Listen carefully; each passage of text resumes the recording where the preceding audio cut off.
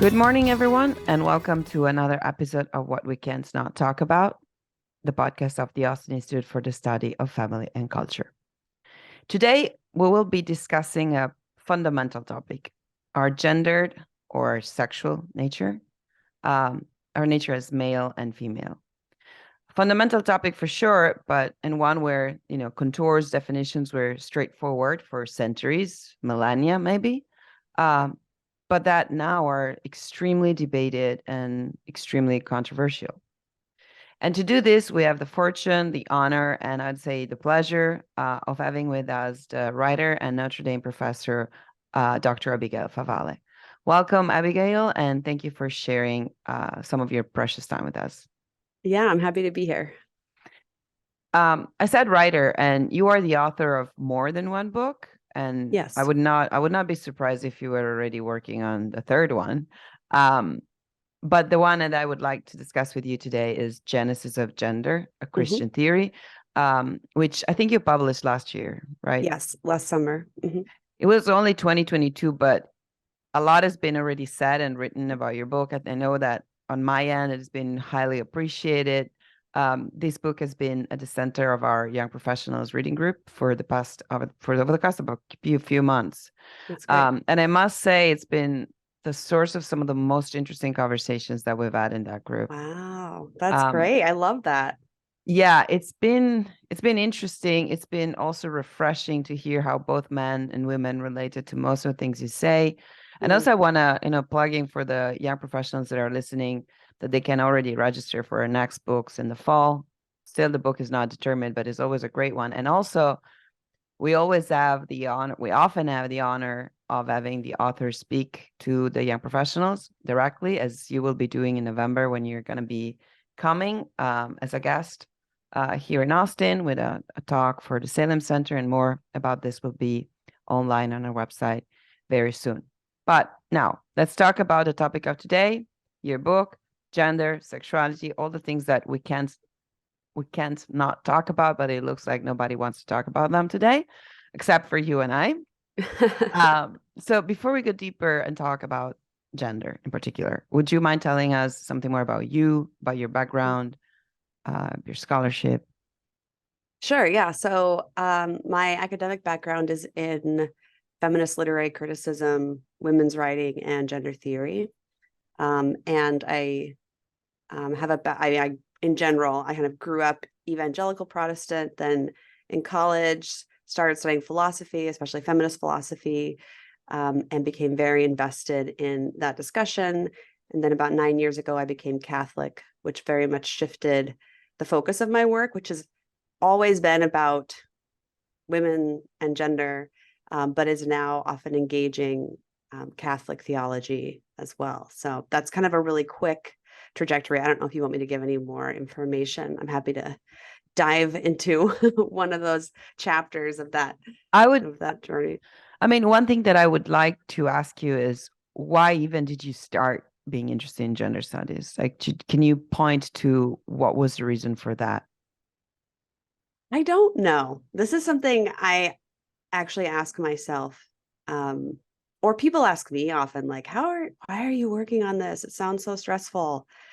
And sometimes it is stressful, but I'm just fascinated by it. I am really fascinated by it. I would say that a big piece of it is that growing up as in kind of a conservative evangelical environment and having certain traits that didn't seem to kind of fit the mold of what femininity is supposed to look like, I think that put me on a quest for an understanding of womanhood that I could relate to and connect with.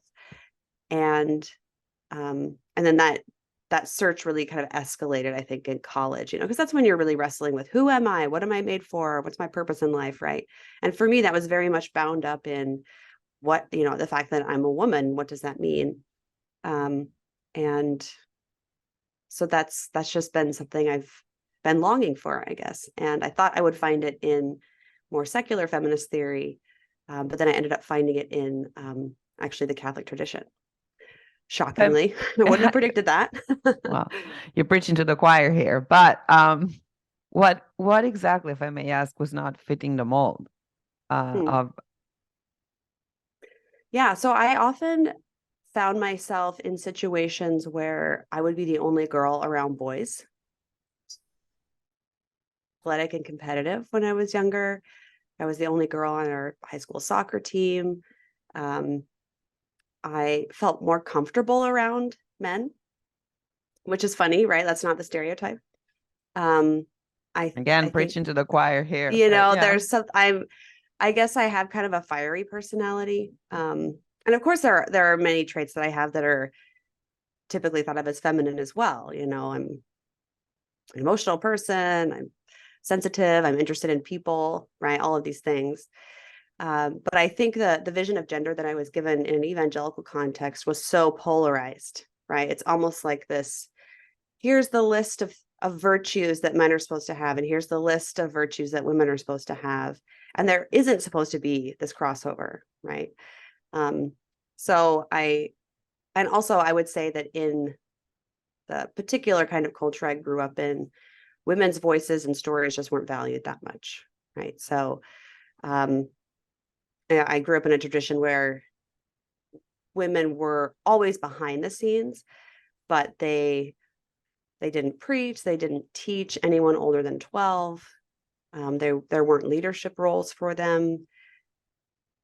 No one preached about them, right? I mean, I never heard a homily. Sorry, I say homily, I should say Yeah. sermon. I never heard a Yeah. sermon preached about a woman um, my entire childhood, which is like amazing to me now as a Catholic, like thinking how bizarre that would be, especially this week, right? We had all these readings about like Mary and Mary. Yeah. Elizabeth and Joan of Arc's feast day was, so there's women all over the place in Catholicism, which is actually what really attracted me to it initially, even though Catholicism has the stereotype of being this, and in some ways it is patriarchal in the sense that it has a male priesthood, right? People often just look at the male priesthood and assume that, oh, it's just this male dominated space. But walk into any Catholic church and tell me that's a male dominated space, right? You'll see Yeah. women's bodies everywhere. You'll see feminine forms everywhere. I was just actually in Washington, D.C. at the Basilica, the National Shrine of the Immaculate Conception. And there's this wonderful crypt level. And behind the altar in the crypt church, there are these two like semicircle wings that have all the female, like little shrines to all the female martyrs of the church. And then these like prayers to Mary. I mean, it's incredible to be in. I was in there and I just was feeling this like, I can't believe I'm part of this tradition that treasures women so much, and I felt the sense of belonging, right? So I did not have that growing up, right? And I was hungry for that, right? For women who were complex human beings whose stories and voices mattered, and whose stories I could connect to and see myself becoming in some way. And do you think I said, I know the answer of most of the questions because I read your book. I try to ask the ones that I also, still I'm curious about, but I want to give our audience an idea. But so would you say that in today's world, the girls that are in college are in a better place than you were? Like, are they growing up in a culture that values their being a woman? No, it's worse. I mean, that's what's crazy. That's why I'm like, what's happening? Yeah, there's an interesting turn that uh, I wouldn't have seen happening, which the debates about what it even means to be a woman, right? And thinking of woman as kind of this, basically this like this kind of empty space that anyone can kind of step into and claim, right? Like that's what it means to be a woman now. So yeah, I think that the debates around that have shifted. In fact, I think it's that's, I mean, I'm kind of jumping around my story here, but like after I became Catholic, I was sort of initially ambivalent about the term feminism, because for so long feminism had kind of been my religion. And I was like, oh, like, how does this work? Can I incorporate feminism into my Catholic worldview somehow? And I was wrestling with that. Um, and I've eventually come around to yes, the answer to that question is yes, absolutely. But for me, what really, I think, awakened in me like the need to have some kind of movement that's centered on the dignity of women is the fact that that dignity is being so contested in our time, right? So I now live in this bizarre cultural moment where there's a ferocious cultural debate happening about what it means to be a woman, like in the literal sense. Like I was kind of talking more about ideals and norms, but growing up, you know, everyone, it was taken for granted by everyone that women were female, right? But then what the ideals around womanhood or the expectations around womanhood, you know, those were the things I was wrestling with. But now I live in a moment where it's actually that very ground of what the word even means is now a scene of intense debate. And so it becomes actually even more difficult to get to that higher level when you don't even have the ground of what the word means in the first place, right? So how can we even have meaningful conversations about what are the kind of ideals or expectations or callings or gifts of women when right now we can't even agree on what the term even means? Yeah, and you do have a beautiful part in your book about the biology of it, and like, and you explain how this idea that sex or gender or spectrum is a spectrum, it's just misplaced. But before we get there, I would like to read something you write towards the end of your book, which I think speaks to what we're saying. Is it easier to be a woman today or not? Page 172, for those who have already bought the copy, those who will buy it. I'm quoting. The idea that women exist primarily for the pleasure of men has never been more so explicit, more omnipresent than in our ostensibly feminist age. Some feminists have even embraced this, singing the sex-positive praises of pornography and prostitution as somehow liberating for women. So these are your words. How did we get there? Yeah, that's a great question. So I'll say just kind of as a preface that about what we have been talking about, I think my view now is that there will always be ways in which a particular historical or cultural moment is not affirming the dignity of women. So I don't have this kind of no. Okay. I had this Mhm. conversation with a friend on our Lady Bird walk yesterday, Yeah. right? There is a Yes. way in which, okay, great. So I don't have this like naive kind of romanticism about like, oh, The it was past. so great. And, you know, but in my childhood, like there were kind of women's dignity was under question in one way. Now it's under question in a different way, right? I think there are times when it's maybe worse or a little bit better, but it's always something we have to attend to, right? And I think that's a feature of the fall, honestly. So because of the influence of sin that corrupts relationships, and especially the relationship between the sexes, we will always have to attend and tend to that rupture, which tends toward domination and conflict. Anyway, so that's kind of a preface. But how did we get here to this particular moment? Well, one huge factor that I talk about in the book is actually the influence of contraception on our culture. And the shift from our culture becoming a society in which contraception wasn't socially acceptable or widely used, to becoming a contraceptive culture where it became not just like an acceptable option, but pretty much like the default path for most women. So that in my kind of feminist heyday, I just thought that was great.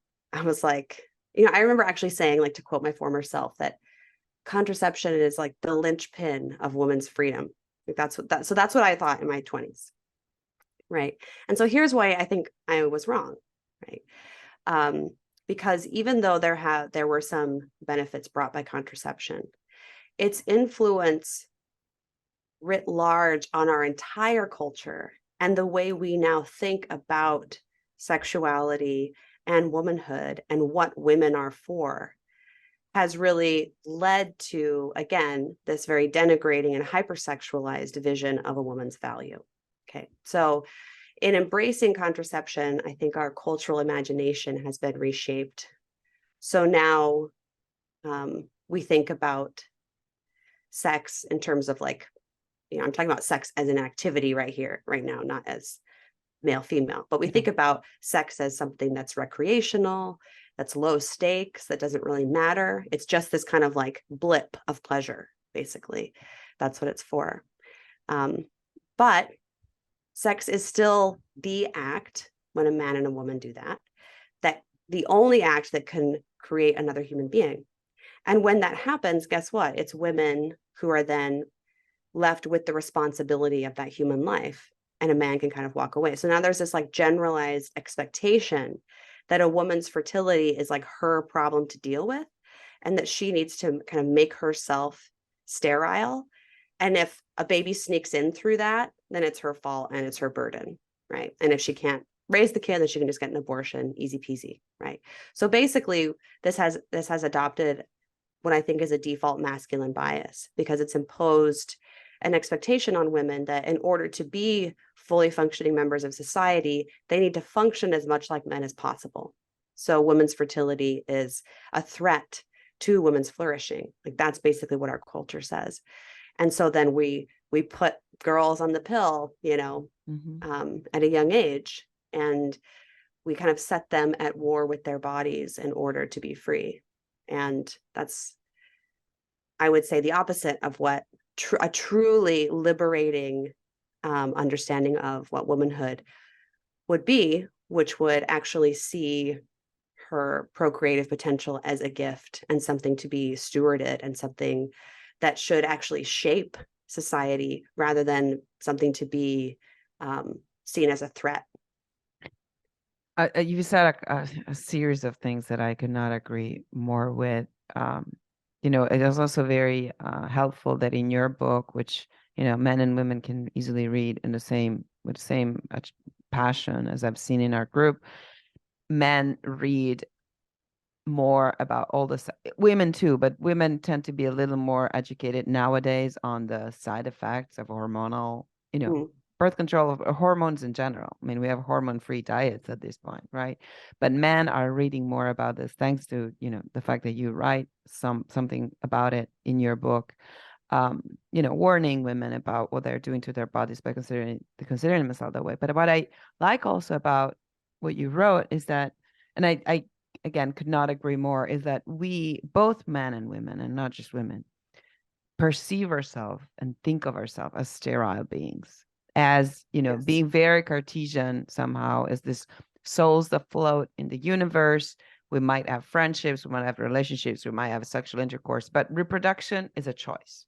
It's like, it's just something that we might decide to become less sterile if we want to, which I find it, and I don't know if you agree with me, but I find it extremely sad, including from the man's perspective. Now that there are all these ways to make men, embrace the virtues of masculinity.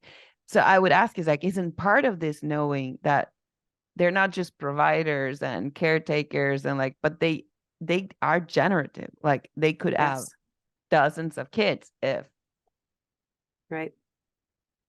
Yeah, I mean, the irony is that men are actually fertile all the time, right? Even though, because they're not the ones that get pregnant, they can kind of think of themselves as sterile, right?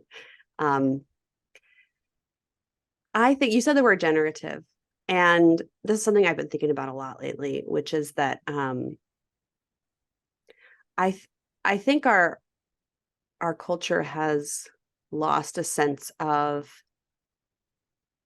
motherhood and fatherhood. And I mean this very broadly. I don't just mean biological motherhood and fatherhood, although definitely it would include that. But I mean this sense of like a woman and a man reaching a kind of maturity and a kind of flourishing to where they get to the point that they can really direct their attention to the flourishing of others, right? And I would call that motherhood or fatherhood, or maybe female generativity, male generativity, right? That there's this kind of flourishing that you reach. And so I've been thinking about, like, what if we were to begin to think about our generative potential as a vocation, as actually this calling based on our nature, right? So all women actually are called to be mothers in a particular way that might be lived out spiritually, not biologically. And even a biological mother has to assent to that spiritual motherhood, right? Because it's not enough just to reproduce like an animal, but human motherhood is much more holistic and has so much to do with cultivating the person, right? So I think we just have such impoverished narratives about manhood and womanhood, and we're not called to anything, right? People talk about toxic masculinity, sometimes toxic femininity, but there's nothing great or positive that we're becoming toward, right? There's nothing that's calling us, right? And I think a lot of this has to do with our neglect of generativity. And so we're kind of just staying in this almost juvenile state, right? Where we don't become like fully mature men and women. But it's really just kind of about like self-care and pleasure and, you know, meeting my needs, right? There's something that's kind of inward facing about this. So I have like been thinking a lot about this idea of generativity as a virtue, actually, and as a kind of way of living out masculinity and femininity in this holistic, both spiritual and corporeal way. Anyway, it's an idea I haven't fully it's fleshed an out. idea that has been discussed in the, you know, in this building at Stomberg Hall at the Austin Institute multiple times, especially in the past years. You know, what you say is also, I think, I would, you know, on your behalf, connect what you just said to the way you describe at the beginning. You know, you talk about Genesis and the creation of man and woman in a relationship, and also how the first man is put, you know, falls asleep, but is put to sleep to wake up as two, revealing the need of each other, but also that we truly exist only in a relationship. And so, yes, I absolutely agree with you that in this self-centered idea that we have of ourselves as men and women, we're actually not truly alive. We're not fully human. Right.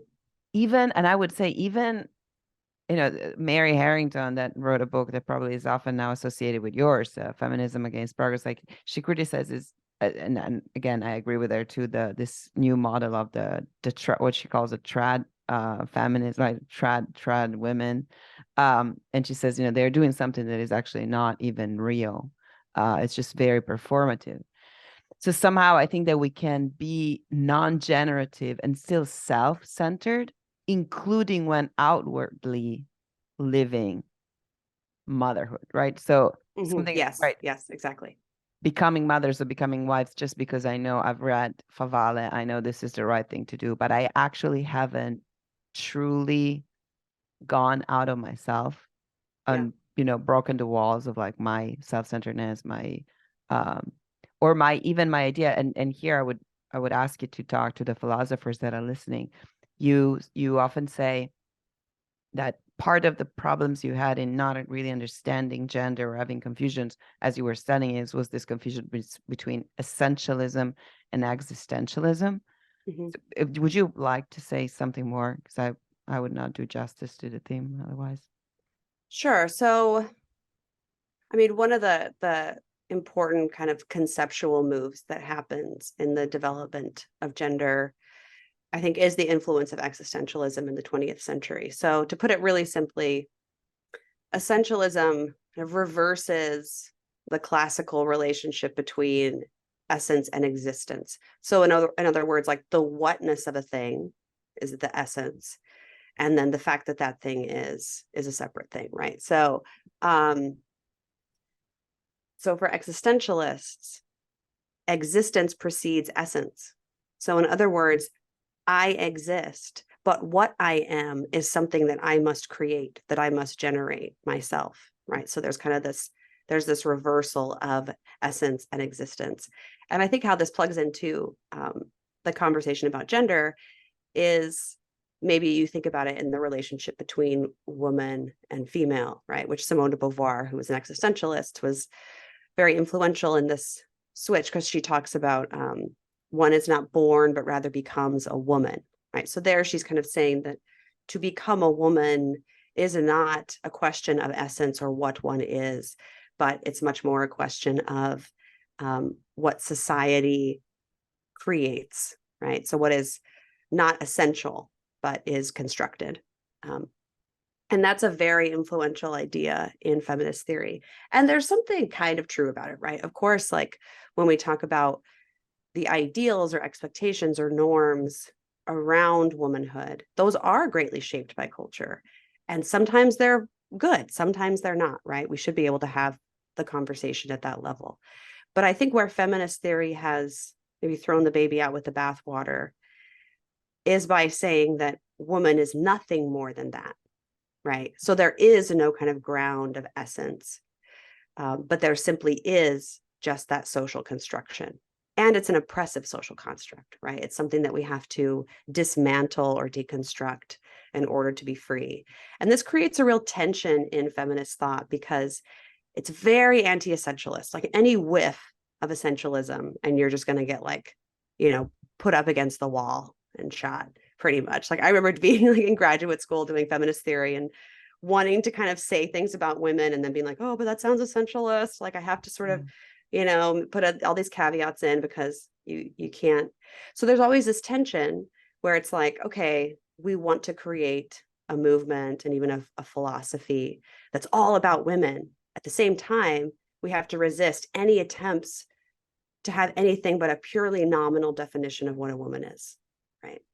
And I think I argue in the book that actually paves the way for our current situation. So ironically, feminist thought has kind of sawed off the branch that it's sitting on. In other words, the idea that woman actually means something that's not purely socially constructed. So, and I will say for the philosophers here, I'm using essentialism. So in feminist thought, essentialism is used really broadly. It's not used in this like fine-tuned Aristotelian sense, right? So we could have a debate about whether, about essentialism on Aristotelian terms, whatever. I don't really actually care about that much. But what I'm saying here is that even just the idea that there's an intrinsic difference between men and women that is not simply accidental or shaped by society. That's what's considered essentialism in feminist theory. So in that broad sense, I would say we actually need to become essentialist again.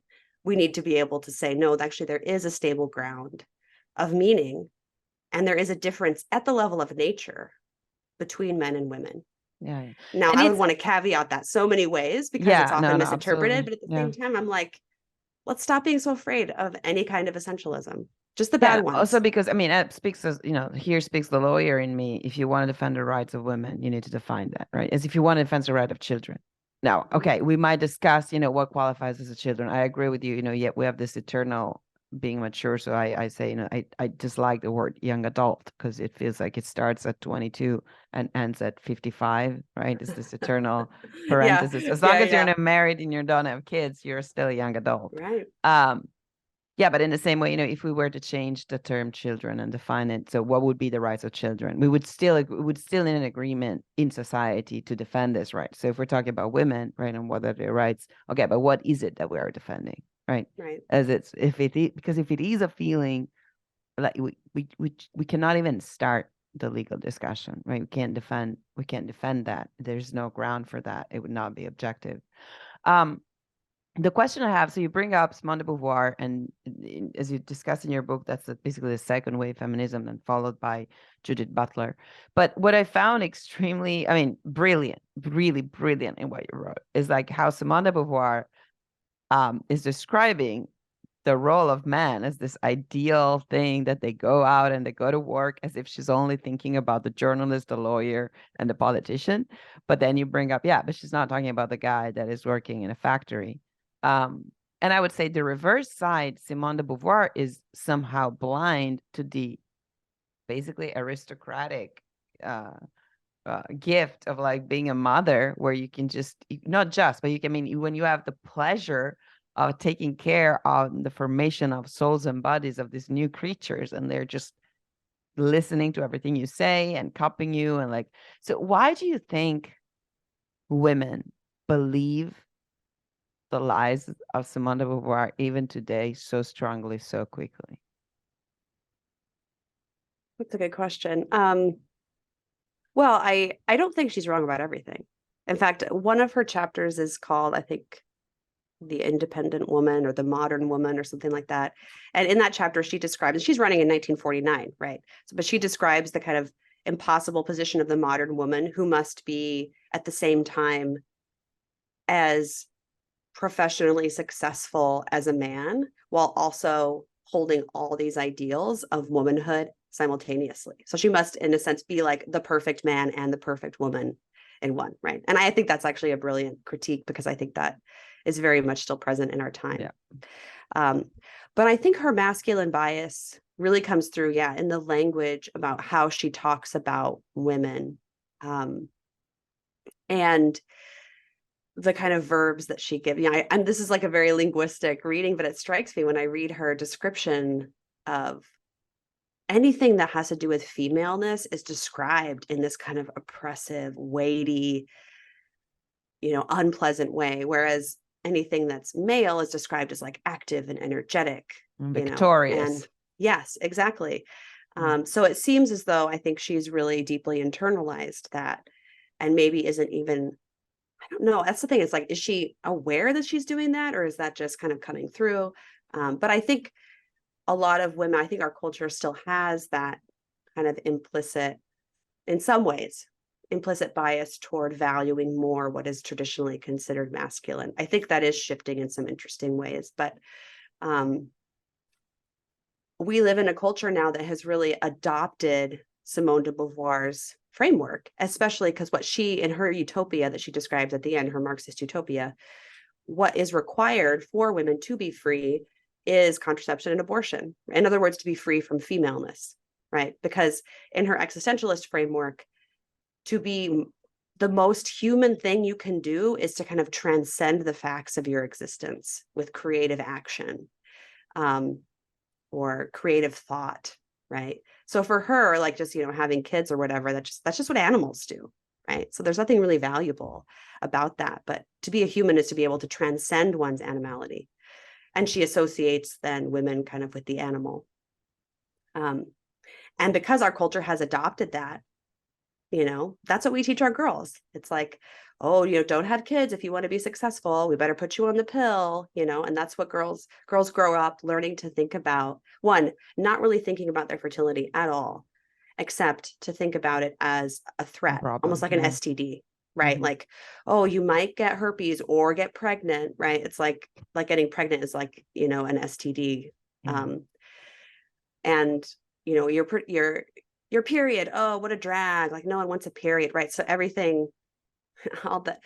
I would also say that I think a lot of the features of femaleness are at odds with a lot of American values, which is very much about like independence, autonomy, right, rather than interdependence and connection, and these sorts of things.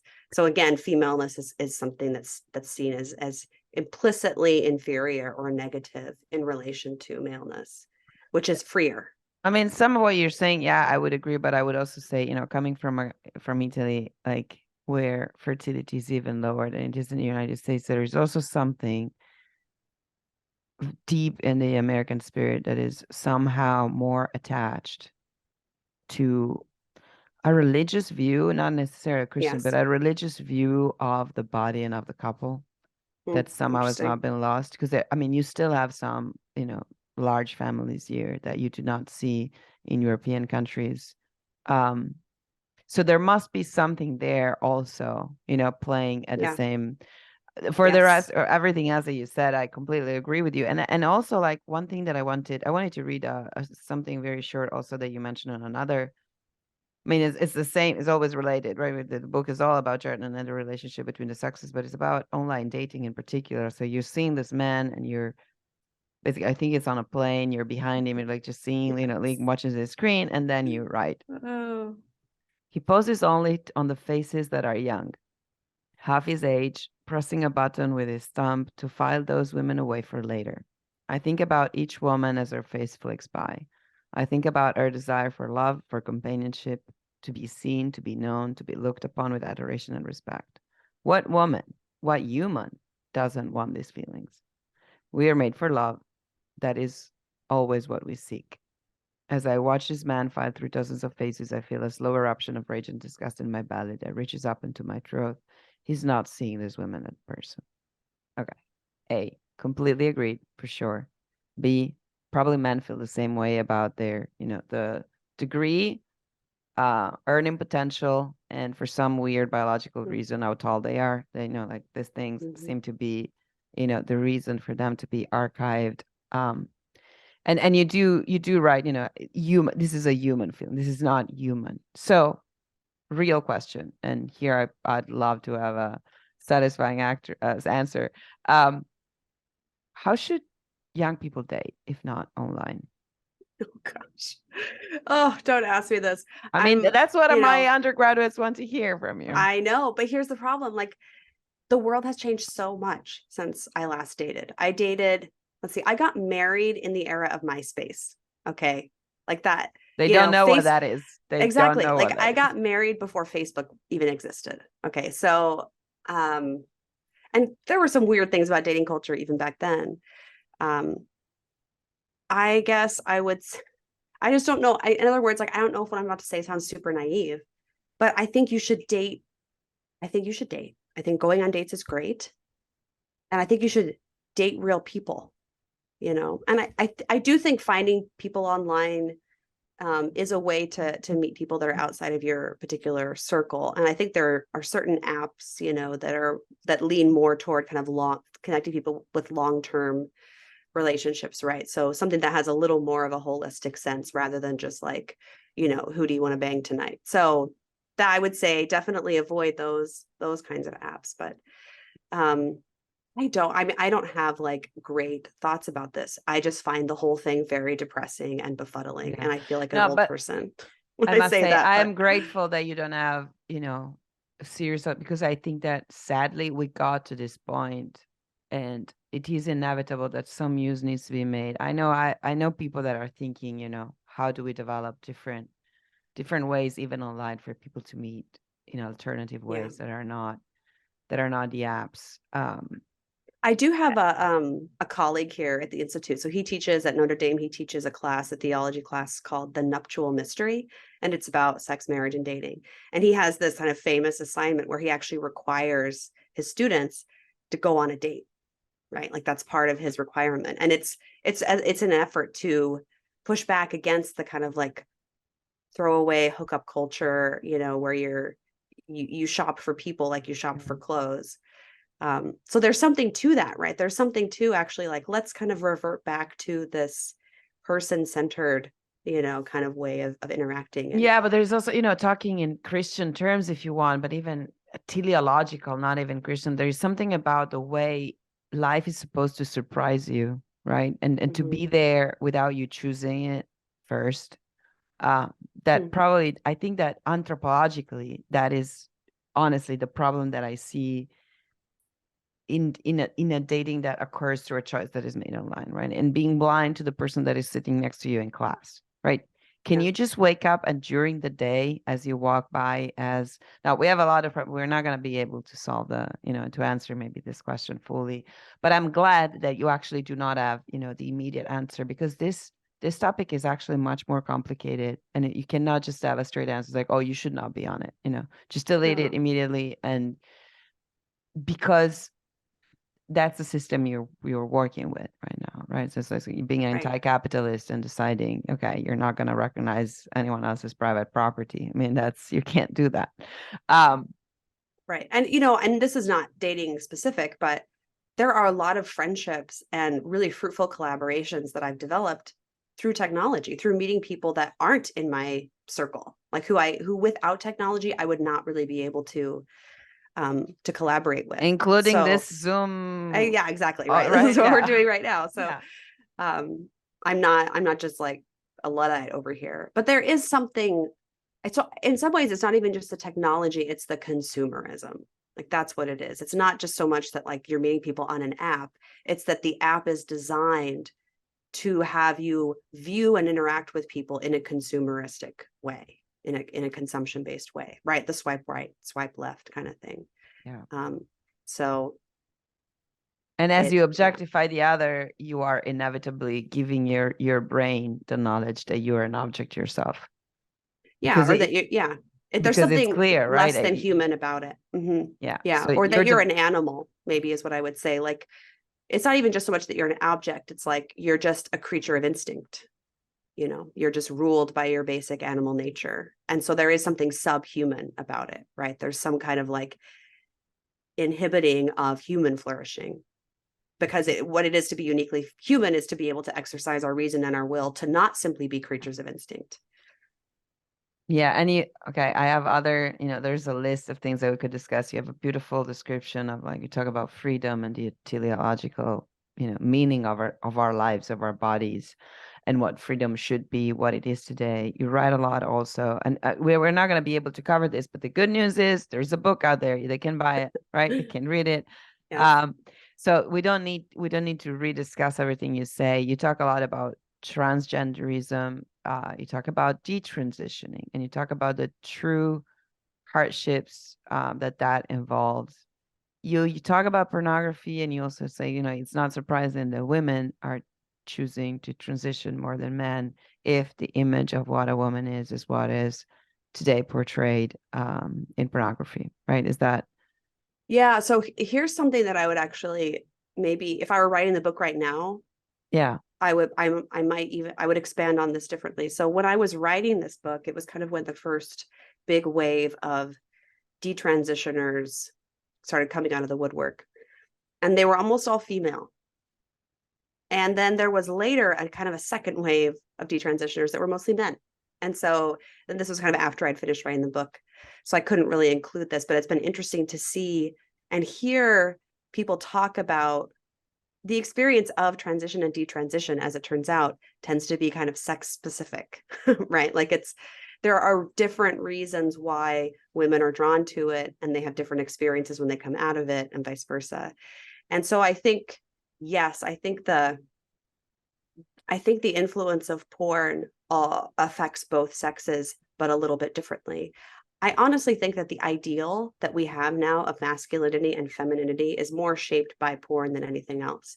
And so it gives us this narrative of men as predatory, right? Men as, toxic, this toxic masculinity, and then women as victims or objects or kind of dehumanized, subhuman things to be used.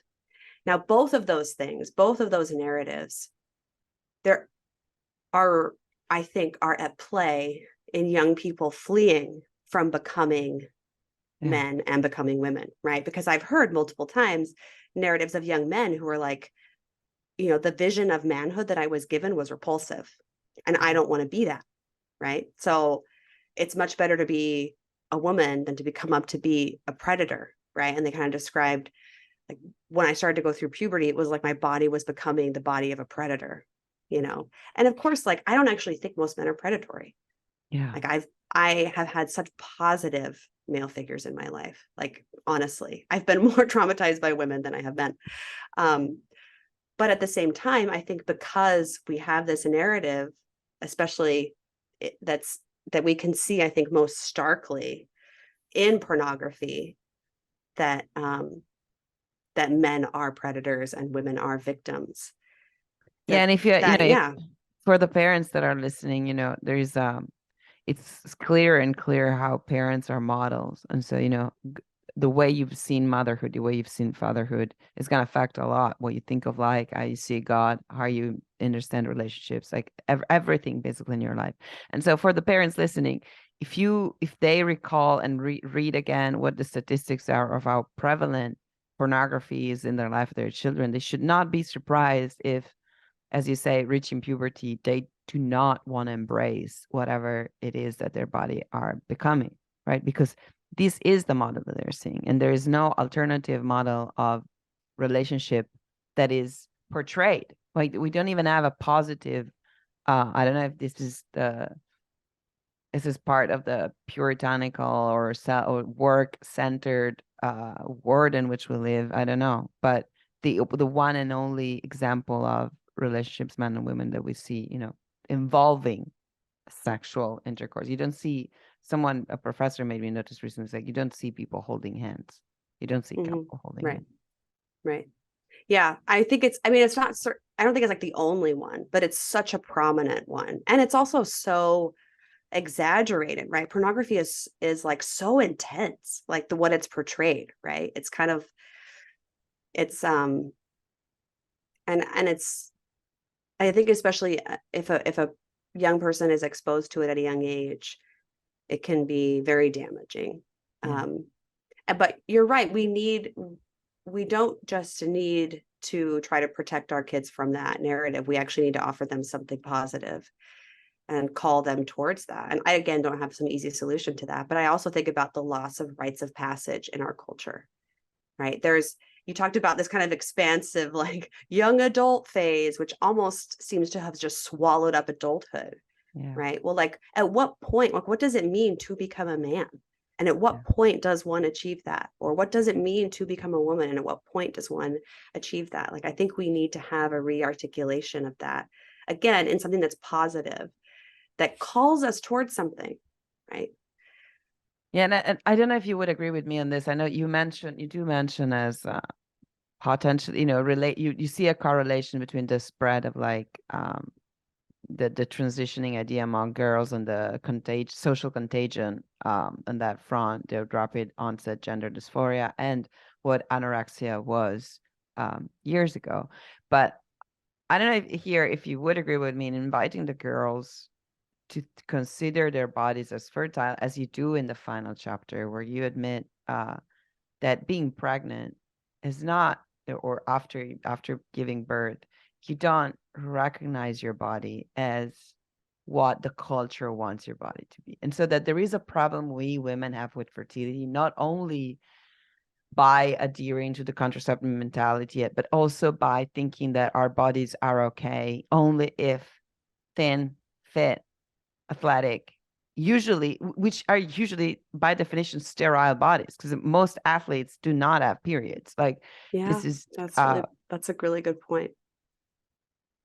So was it a realization, like, was it a sudden realization for you in like seeing your body that you were part of that same narrative, like in not accepting, your post-pregnancy look? I mean, you look absolutely great, by the way, for those who are not watching. Like, you're a very beautiful woman, and that's an objective truth I'm saying. But like, do you think that somehow we've all been, as girls, just convinced of this need to conform to the sterile body image? Oh yeah, absolutely. And I think another problem that's particular to our culture is that we are confronted with images of ourselves and other people in ways that are just completely unprecedented. Like, I honestly would state it as strongly as our brains are not equipped to handle this, right? Like, our brains evolved over a long period of time to respond a certain way to images of people and of ourselves, right? But now we're just confronted with it all the time. And it's even more so than when I grew up. So it's changing so rapidly. So there's so much of a preoccupation on how one appears and how one looks. And the images we're given are actually pretty homogenous. Like, even if you have kind of these, if you look at ads, it's like, okay, there's some racial diversity, but guess what? They're all size 4. Like, guess what? They all have this, there are some exceptions, right? There are some companies that are trying to vary things, like Target, for example. I was in Target the other day, and, they have a lot of different kinds of bodies all over the place, but still, it's like, it's even that is still relying upon this like kind of constant comparison. Like, I think in the book I mentioned, like, just going to mass and thinking about how for most of human history, the examples of womanhood that people saw were just whatever was in their village, and so you think about, like, if I go to mass at my local parish and I look around, it's like, for most of human history, this is what I would think of as womanhood. And you see all kinds of different female bodies, right? You see like really tall ones, short ones, big boobs, tiny boobs, like some kind of butch looking women, super femme looking women. Like, there's this variety that you see in any kind of like grab of a local community that is completely lost in mass media. Yeah. But it's mass media that forms our ideals. And I think that is a huge problem. And it's even like, way, way worse now with social media, because now it's not just, oh, there's Cindy Crawford up there and I feel bad because I don't look like her. It's like, oh, here's this airbrushed version of myself that I made that I don't look like anymore. It's yeah, like, because I also we also compare ourselves, ageless. Like, there's this ageless comparison. So, you're 65 and you're comparing yourself to the 35 years old, and you can't not wear hair jeans. And, why is that? Yeah. Right. I mean, I think we could keep going for hours, and I'm very glad to know that you're going to be coming in November, so that I will kidnap you and try to talk more.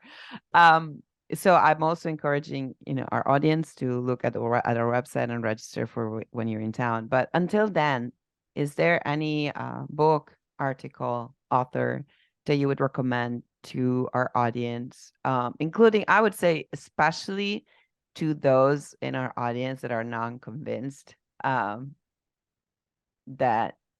there is a nature that determines who we are? Like, yeah. Oh, that's interesting. I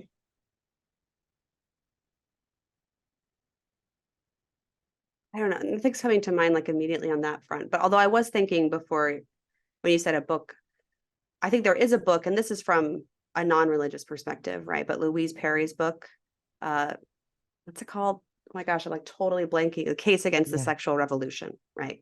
So she makes a lot of the same arguments that I make. And she does it. I think actually it's interesting because she said that her most controversial chapter, because all her titles are kind of, they're hot button a little bit, all her chapter titles. But the one that got the most controversy was the chapter that she says the title is Men and Women Are Different, right? Which is so funny because, you would think that some of her other topics, like not all desires are good is another one of her chapter titles, right? So she gets into this in a way that I think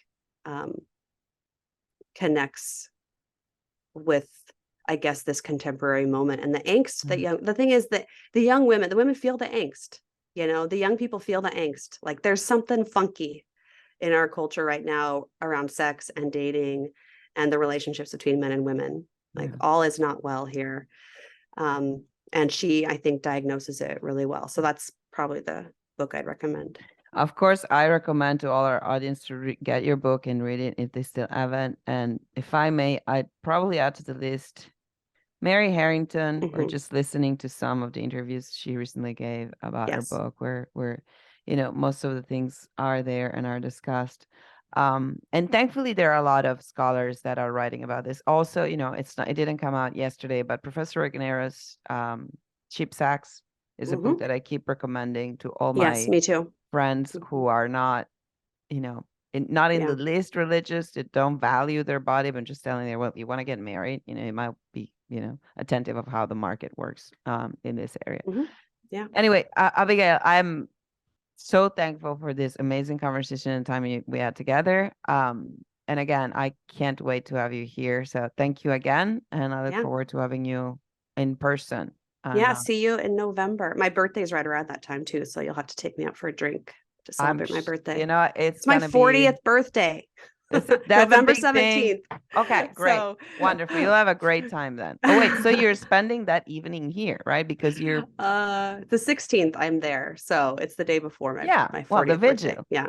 Right. Yeah, the vigil of my 40th vigil birthday. Of your well, it's going to be a great celebration, I promise. And I'm sure the young professionals will help me make that happen in the best possible way. Yay. All right. Thank you again. All right. Thank you. Bye-bye. Bye. Thank you very much for listening, and we hope you enjoyed the episode of our show, What We Can't Not Talk About. If you did like the episode, remember to share it among your friends.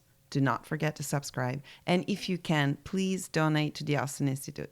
Your donations make it possible for us to continue to do this, but above all, they support our local programming and the important, if not crucial, research of our fellows. Thank you.